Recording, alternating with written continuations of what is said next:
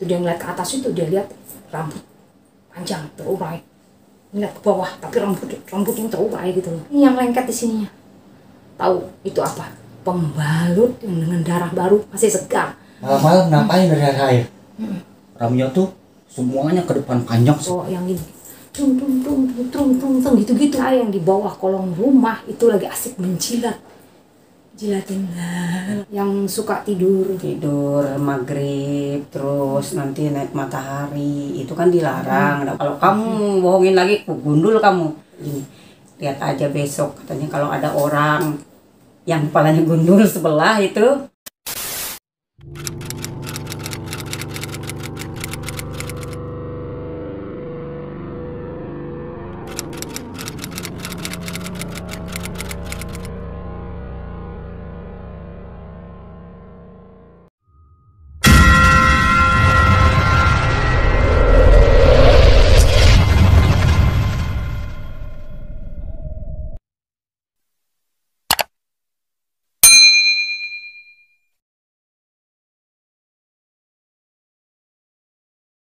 Assalamualaikum warahmatullahi wabarakatuh.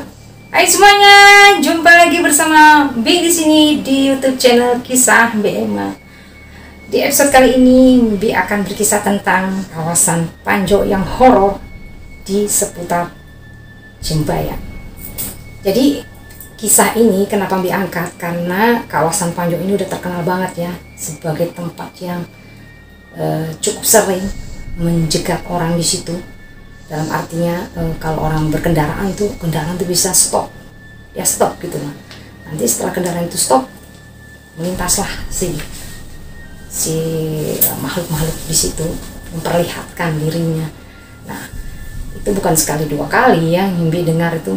Nggak lama waktu zaman Nyembi aja tuh nggak lama ada cerita, ada kejadian bahkan itu orang-orang dekat Nyembi yang mengalaminya gitu loh.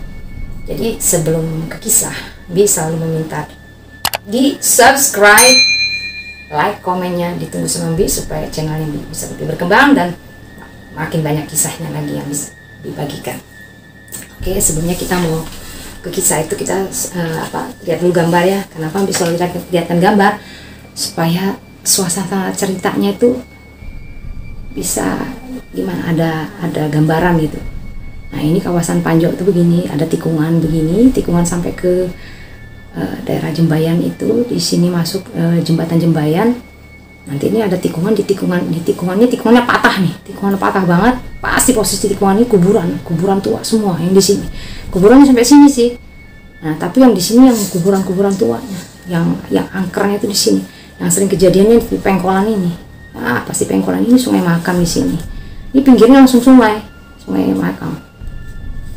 Kisahnya dimulai dari yang orang-orang terdekat Bi ya. Jadi dulu tuh Bi sering dikasih tahu ini nih kawasan Panjo ini nih gini. Kamu jangan lewat malam di sini gini. Sudah sering dikasih tahu gitu. Terus suatu hari Bi punya om ya, adiknya mama. Ya dia cukup pemberani sama kayak mama, sama juga. Jadi om ini kan suka bercanda orangnya. Jadi dia pernah satu hari ngajak Bi ke Tenggarong yang gitu. Ayo mah kamu om antar, kan udah lama gak ke Tenggarong tempat nenek. Jadi Tenggarong Samarinda itu sering dibolak-balik diantar om itu. Ya tapi saya selesai kuliah jam sore jam 6. Berarti malam kan berangkatnya. Biasanya itu malam. Jadi pas berangkat malam tuh, kamu berani aja kan? Dia bilang berani sih kalau sama orang pemberani, tapi kalau sama orang penakut ya nggak berani. Jadi selama di jalan tuh dicandain sama dia. Nanti kalau sampai situ kita berhenti ya, bilang omnya macam-macam gitu loh. Kejadian dah pas sekitar dekat Panjo itu kan Bi selalu bilang kalau mau dekat kasih tahu ya om. Biasanya Bi kayak gitu kalau lewat situ malam ya masih jam 8 gitu. Dia tutup mata kalau enggak masuk dalam bajunya, dalam jaketnya gitu. Waktu itu memang orang suka bercandanya, kadang-kadang bercandanya aduh. Lalu ini ya, ekstrim. Pas udah di pengkolan tikungannya itu, di sini, di posisi sini, nih di sini nih. Waduh, itu benar-benar dia jatuhin helm di situ, gelundung lah helm itu ke dalam kuburan itu. Jadi Mbi bilang, kamu mau kutinggal di jalan apa mau masuk ke kuburan, dia bilang gitu. Namanya orang yang pemberani kan. Akhirnya mau nggak mau Mbi ikut masuk ke kuburan, ngambil dengan yang gemetar takutan itu.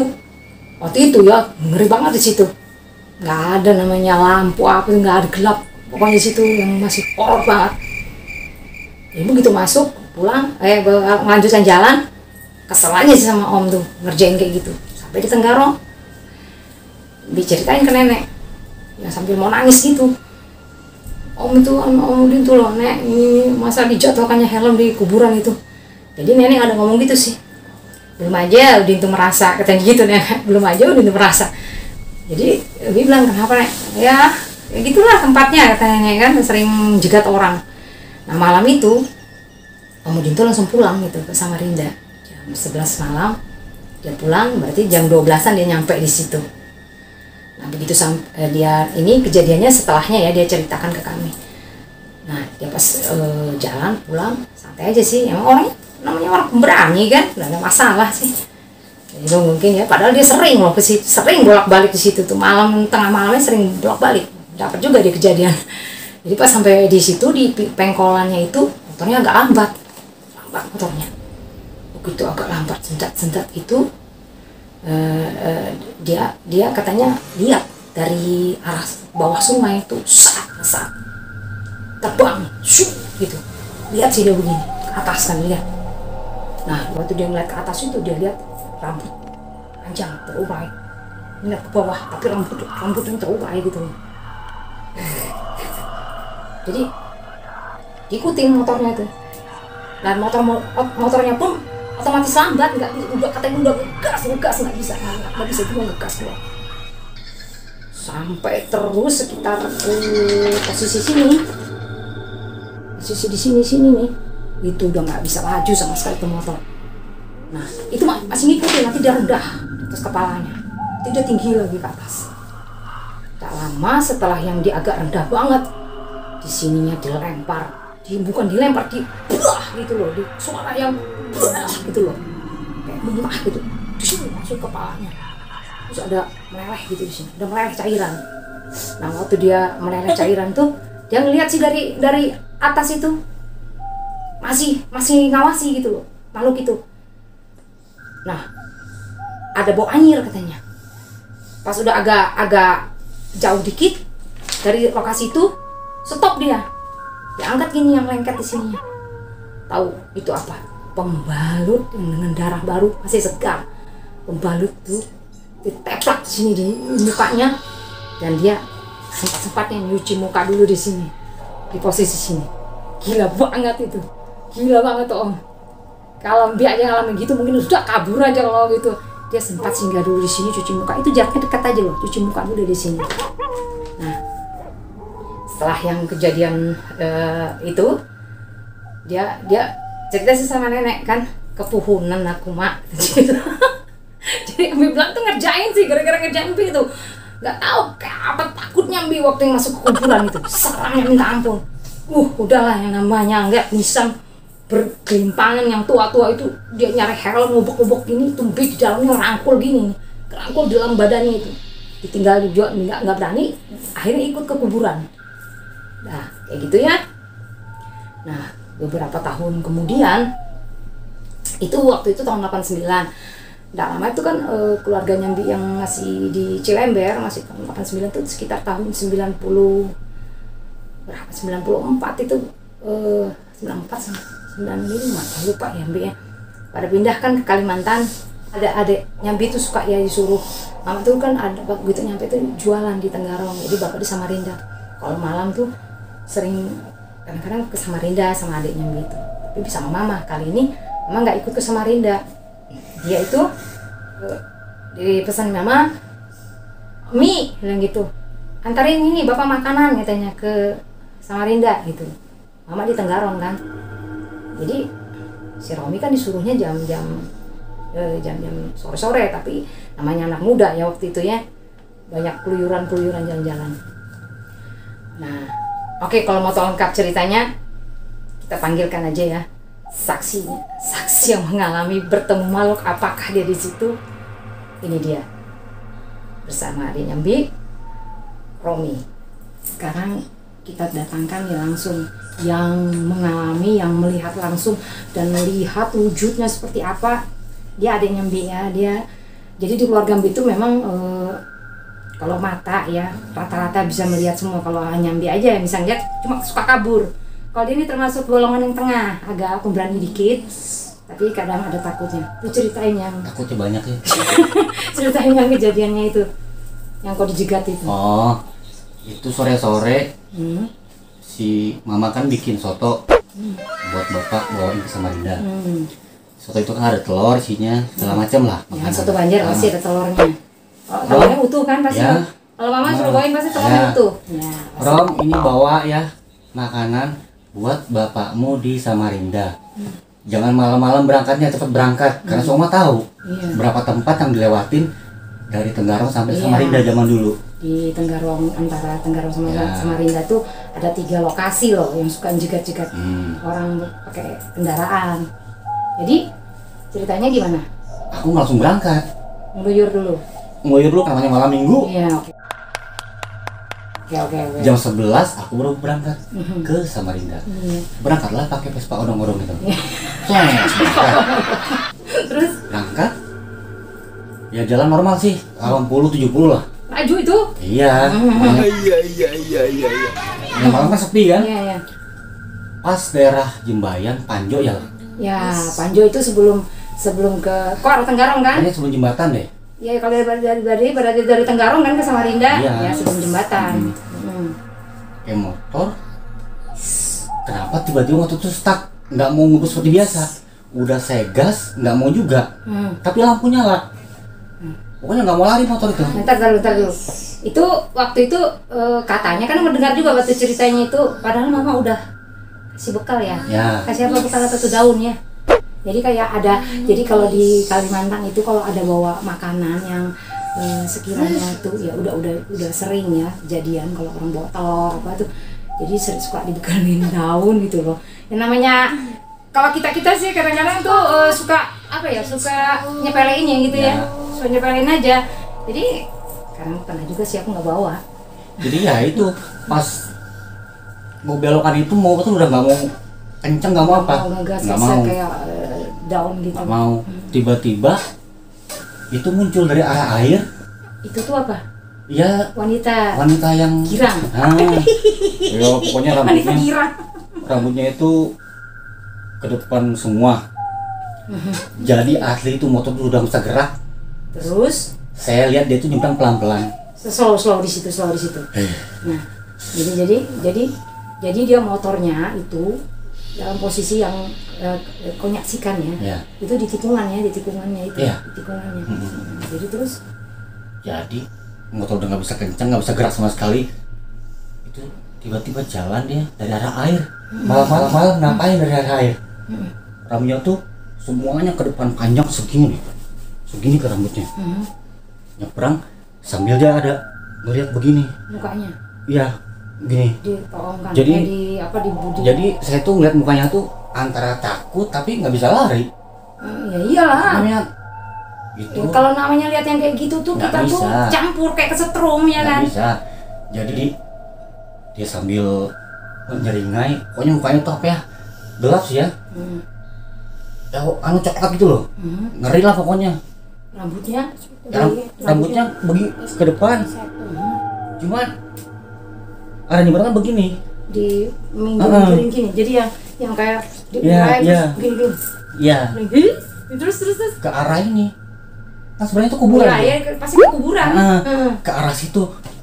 Makanya saya heran. Kok dia ke situ? Itu belum mikir juga. Yang anehnya juga kan kalau di situ dia naik dari bawah, itu Ya. dari sungai. Nggak ada itu namanya tempat orang duduk di sungai. Iya, kayak atau batang-batang itu kan, nggak nggak ada. ada. Itu betul-betul kalau yang di posisi tikungan yang naik itu dari sungai. Sungai itu berarti dia langsung naik. Zaman itu kan tahu sendiri listrik belum kayak sekarang. Iya. Pas dia udah kena ke arah kuburan situ. Itu katanya masih melongin ya.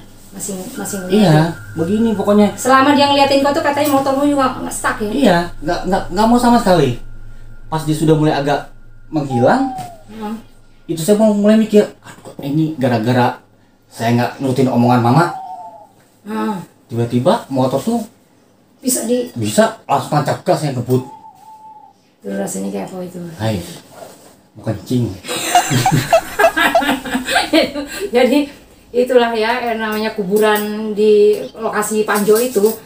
Jadi kita tuh sebenarnya kuburannya sih enggak ya. Kalau kuburan itu kita nggak percaya kalau di situ arwahnya atau apa, bukan. Jadi kuburan itu memang tempat yang sering ya digunakan lah, diperalat lah sama jin-jin itu.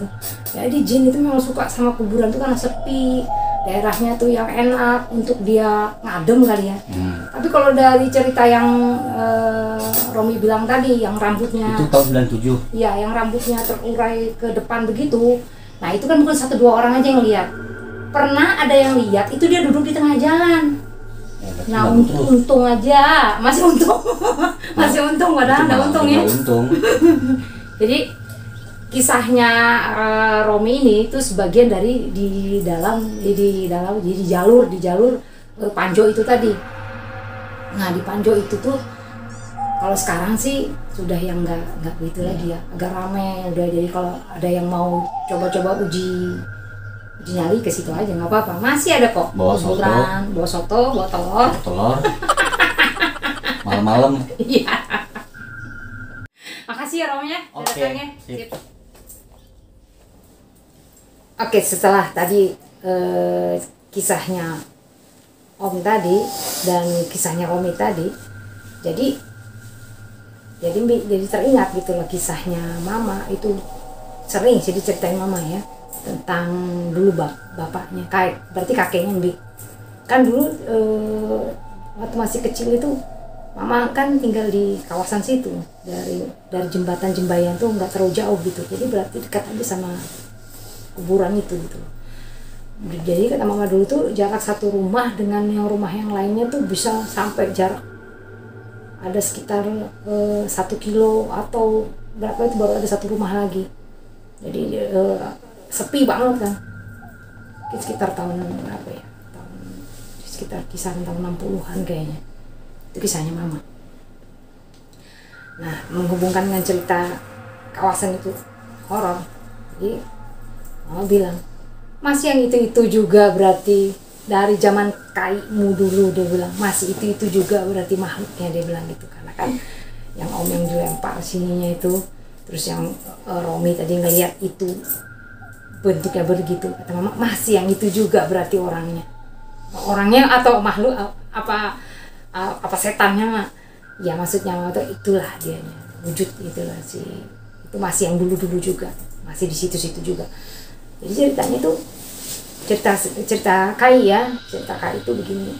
Dulu di kawasan di Jembayan, di seputar Jembayan situ, kakek ya, kita nyebut kakek itu termasuk orang yang apa ya, pokoknya ada isi lah kayak gitu. Itu ceritanya Mama. Jadi Mama itu cukup dapat pengajaran mungkin ya dari bagaimana seorang orang tua yang pemberani gitu ya, akhirnya ke seluruh keluarganya itu udah kayak terdidik dari kecil gitu.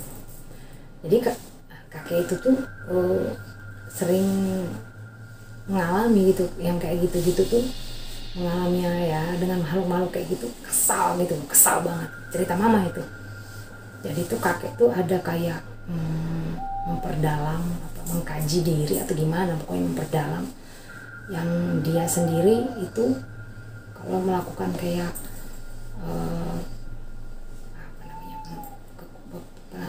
kekuatan batin itu, dia sampai malam tuh dengan sholat, dengan apa segala macam itu, akhirnya sampai dapat yang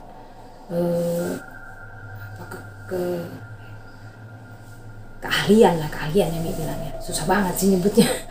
Dia tuh mendapat keahlian dari yang kekuatan tirakatnya itu, dia tuh bisa menjatuhkan makhluk yang terbang itu, saat melintas itu bisa dijatuhkan sama kakek itu. Cerita Mama. Cerita Mama ini sering dengar dari kecil sih, jadi sebelum ada kejadian Om atau Romi itu sudah sering dengar, tapi samar-samar karena ada kejadian itu dia minta ceritakan lagi. Jadi kakek itu kadang-kadang kalau sudah makhluk terbang saat biasa dia bisa dijatuhkan sama kakek itu. Nah, karena suatu hari, nah biasanya kata mama memang makhluk itu tuh sukanya sama darah gitu. Darah tuh suka banget. Baik itu darah orang haid, darah orang melahirkan. Pokoknya namanya berbau darah tuh didatangin sama dia gitu. Nah, jadi suatu hari kata mama kakek itu dimintain tolong sama ada orang mau melahirkan. Itu sudah 3 hari 3 malam. Wah, pokoknya yang menjerit-jerit aja nggak bisa, padahal itu anaknya sudah hampir keluar nggak jadi gitu. Jadi dulu kan mama suka diajak sama kakek itu, pokoknya mama tuh sering banget melihat yang kayak gitu, diajak sama kakek, ayo kita ikut katanya gitu. Orang itu minta tolong, susah banget melahirkan, pergilah kakek. Itu mama menyaksikan, lihat sendiri.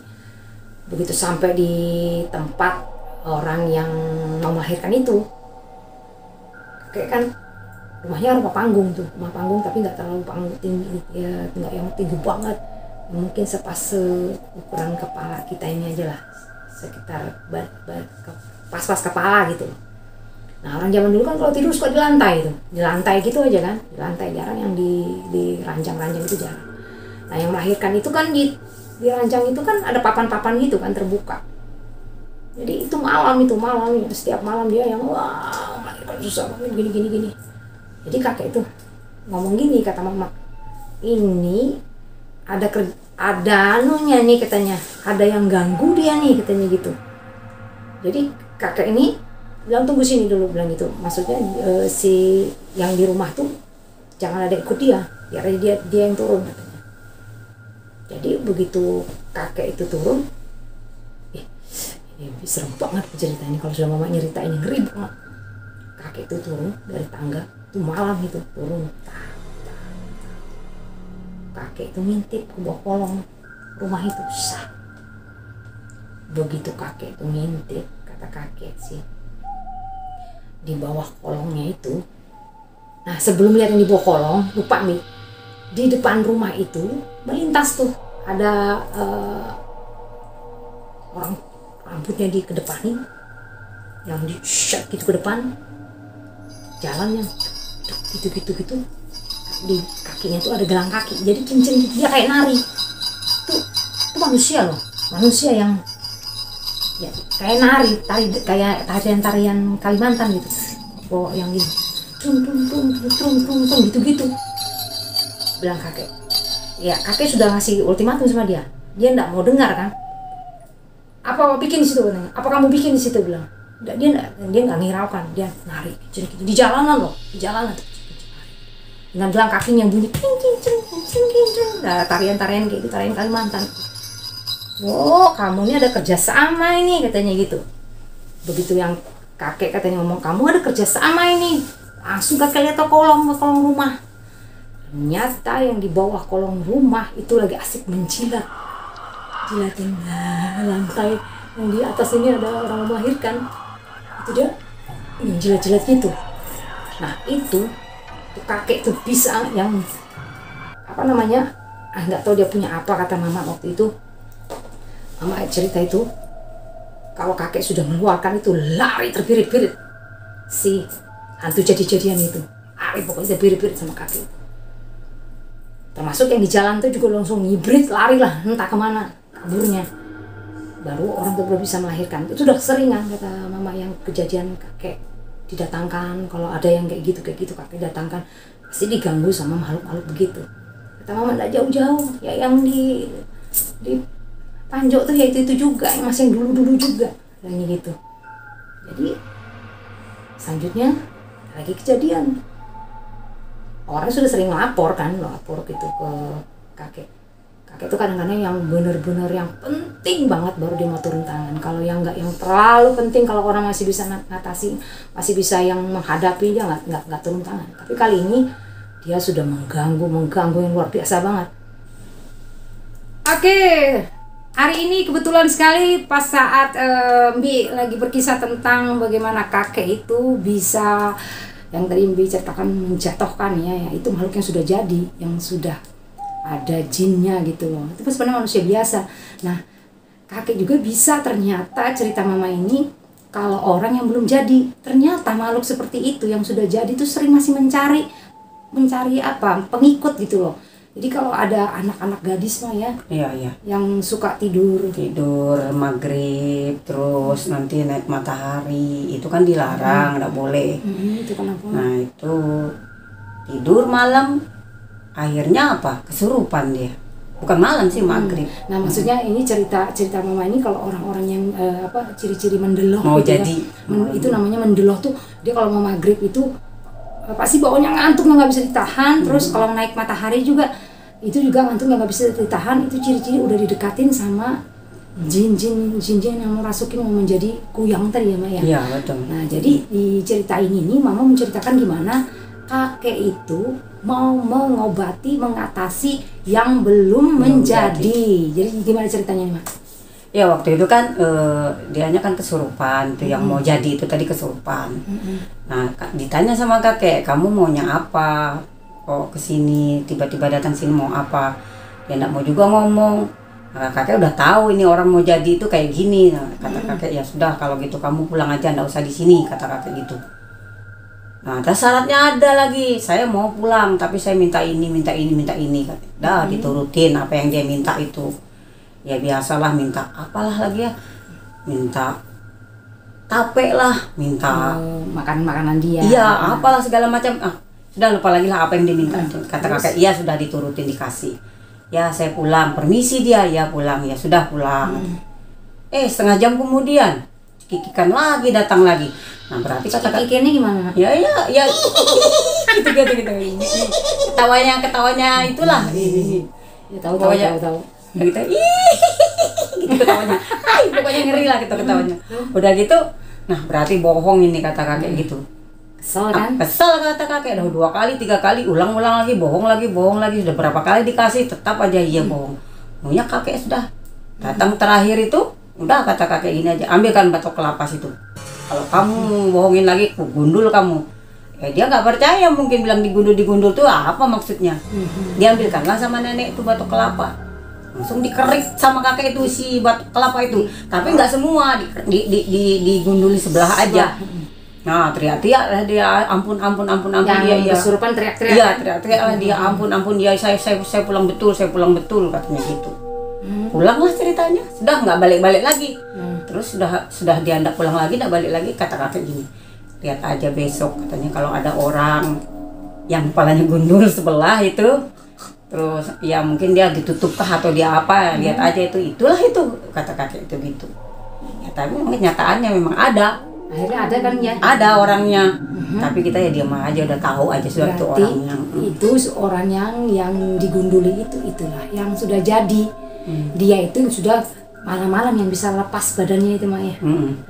Nah kalau mama ini zamannya mama yang masih kecil, yang sampai remaja, itu masih sering yang lihat melintas gitu Mak ya. Iya. Yang terbang, yang katanya juga pernah. Iya. Panjang kalau terbang itu, sampai lampu aja bisa mati itu lampu kalau dilewati makhluk itu. Iya. Nah makhluk itu tuh baru tahu ternyata dia itu, yaitu kalau ada anak-anak gadis itu loh yang punya kebiasaan mau maghrib tuh tidur, terus matahari mau naik tuh berarti dari jam 10 ke jam 12. Iya. Tapi memang di dalam agama Islam juga itu sangat dilarang orang tidur jam segitu kan. Nah itu jam prime time-nya jin kali Mak ya. Iya, makanya kita kalau tidur maghrib bagaimanapun juga tetap kebangunin lah. Nah itu salah satu yang bilang tadi ya, kakek itu keahliannya seperti itu, karena dia mau menolong ya, jangan sampai banyak orang ya jadi kuyang gitu loh. Iya. Karena di Kalimantan ini memang hantu itu ada Mak ya. Iyalah. Hantu itu ada, dan Mbi nanti di episode khusus yang Mbi akan ceritakan tentang bagaimana Mbi dikejar dan didekati setiap hari sama kuyang itu. Udah pernah merasakan waktu di Palangkaraya Mak. Tapi nanti di episode sendiri saya akan ceritakan itu. Kalau mama ini Wah, ini sudah tokohnya. Pendekar Cilember. Pendekar di setiap ada peristiwa-peristiwa gaib. Inilah pendekarnya yang ngajarin Bi soal berani, tapi Bi tetap tidak berani. Tetap penakut. Makasih ya Mama ya. Udah datang nanti episode-episode yang akan dihadirkan lagi. Mama sebagai narasumber, karena beliau ini biasanya juga bukan hanya cerita tentang kuyang, ada hantu-hantu Kalimantan yang lain yang biasanya kayak apa tuh Mak? Obong onjet. Belum pernah tahu ada hantu obong onjet. Nantilah di episode nanti ya. Mama sendiri yang hadir untuk cerita. Makasih Mama ya. Yuk. Oke, jadi dari cerita yang tadi digambarkan sama Mama itu, jadi Bi juga sudah baru tahu ternyata makhluk seperti itu tuh dia tuh manusia biasa, ya manusia biasa yang akhirnya karena didekati oleh dirasuki itu akhirnya dia bisa menjadi hantu, jadi-jadian gitu. Sebenarnya di kisah kehororan Panjo ini tadinya nggak sampai ke cerita tentang bagaimana kuyang itu jadi, tapi ini semua nggak sengaja ya. Kebetulan pada saat tadi pas yang lebih cerita tentang kisah kakek itu kebetulan Mama datang, akhirnya di stop dulu, itu akhirnya diajak Mama bercerita tentang itu.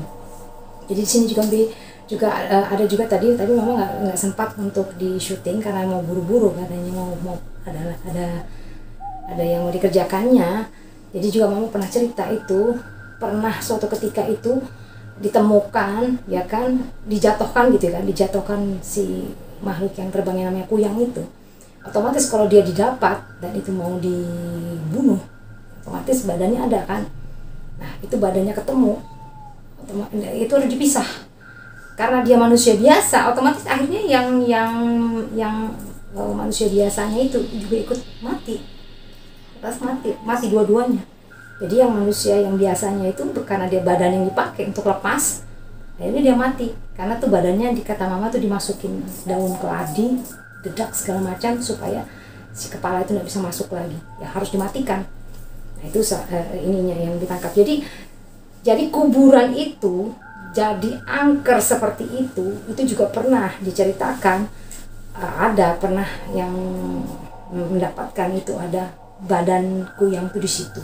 Jadi makhluk-makhluk itu memang sengaja menakut-nakuti orang lewat supaya jangan ganggu tempat dia dengan nyamannya meletakkan si badannya. Karena kalau badannya ketemu dia pasti mati kalau ada orang yang tahu caranya itu pasti mati.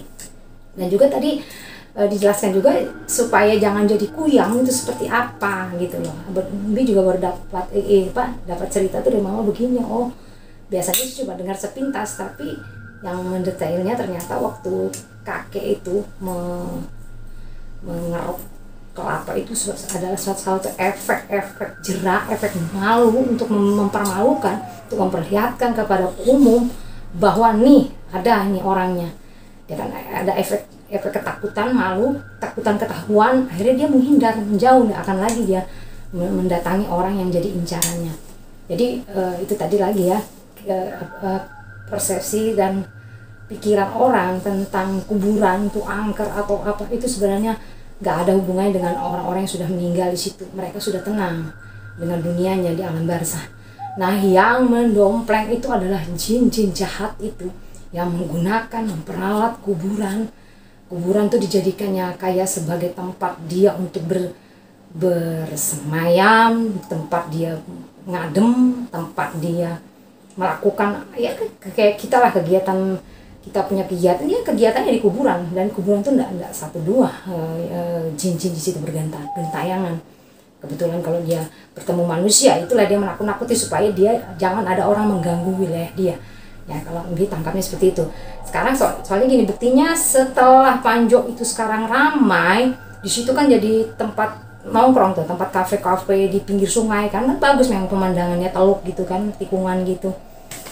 Itu sekarang nggak ada lagi, udah nggak ada lagi keangkerannya, nggak ada lagi kengeriannya lewat situ.